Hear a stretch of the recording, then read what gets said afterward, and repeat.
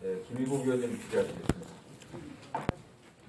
국토교통부 장관님 그리고 산하단체 관계관 여러분, 국정감사에 노고가 많으십니다. 지난 3주간 국토교통부와 산하단체들에 대한 감사를 한 소회는 이제는 우리는 새로운 생각이나 새로운 철학이 필요하다 이런 생각을 가졌습니다. 왜냐하면 지금 당장 해결해야 될 문제들은 산적해 있지만 지금까지의 법이나 규정이나 생각이나 방법으로는 지금 문제가 잘 해결이 되지 않고 있기 때문에 그렇습니다.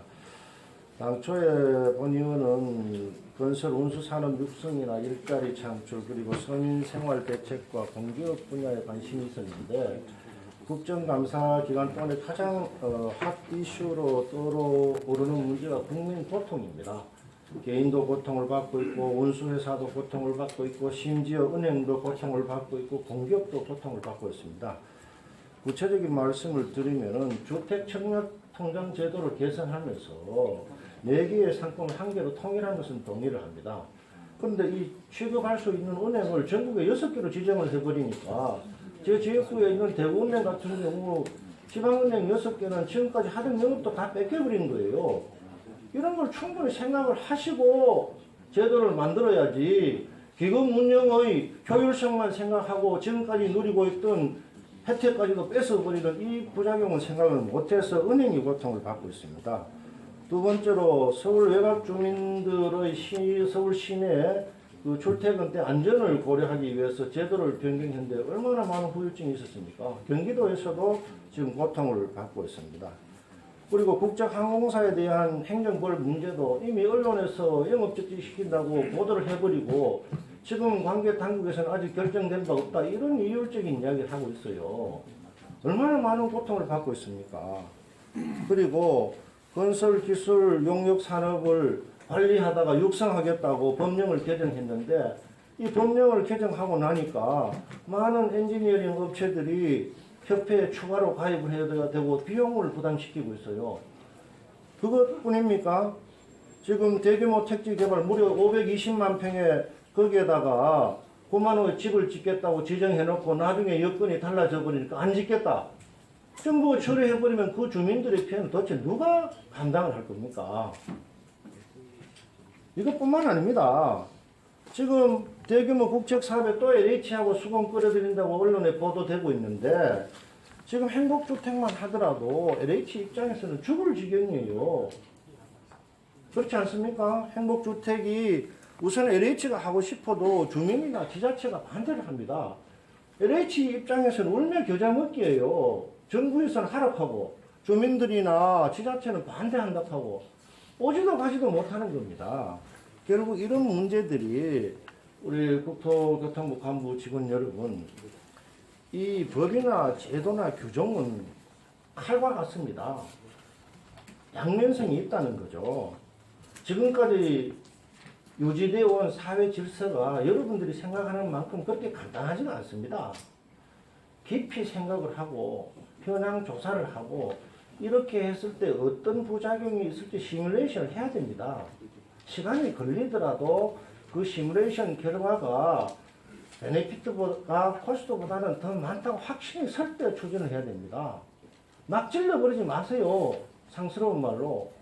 지금 이 5건에 대해서는 제가 실무자들 불러서 다 조사를 했습니다. 일관된 답변이 뭔지 압니까? 그럴 줄을 몰랐다는 겁니다. 피터 언더우드 아시죠? 연세대학교 생긴 그 만든 그분 중선자입니다. 그분이 이렇게 말했습니다. 한국 사람들은 fire, ready, aim 이렇게 일을 한다. 우선 찔러버린다는 거죠. 안전 문제가 생기면 이걸 어떻게 해결해야 될지 심사숙고를 해야 되는 겁니다. 그렇지 않습니까? 목표를 설정하지도 안 하고 그냥 질러버리는 거예요. 총을 쏴버리는 겁니다. 그리고 나서 부작용이 생기면 나는 그거는 미처 생각 못했다. 또 수습책을 내고 또 보완책을 내는 겁니다. 그렇게 해서는 안 됩니다. 지금까지 얼마나 많은 시행착오를 겪었습니까? 더 이상 시행착오를 겪지 않도록 여러분은 정말 노력해야 됩니다.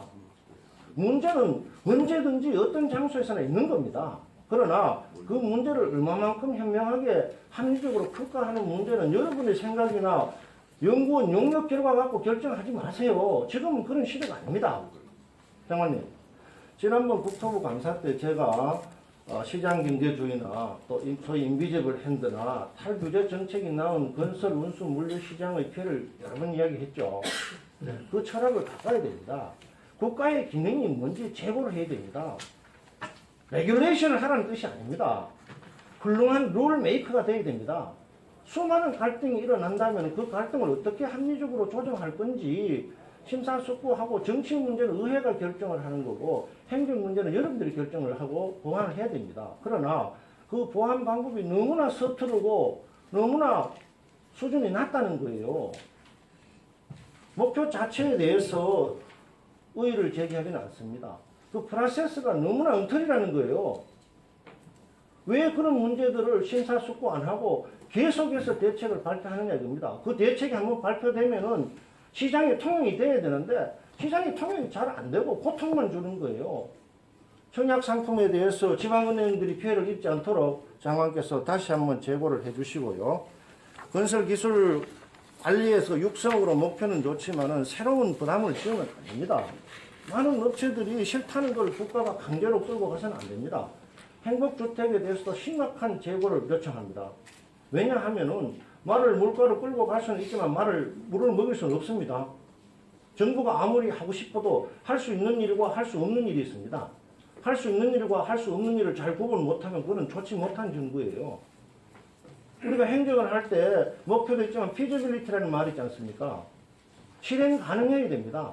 정부는 실행하라고 윽박을 지르고 공기업이나 민간기업들이나 시민은 나는 못하겠다고 한다면 그건 잘못된 정책이에요. 큰 정책들 말고도 국민과 기업과 심지어 지방은행까지 고통을 주는 이 제도에 대해서들은 깊은 재고가 있기를 요청드립니다. 예, 김일국 위원님 수고하셨습니다. 이사님. 그리고 지금 위원님들의 질의가 진행 중입니다만 잠시 감사를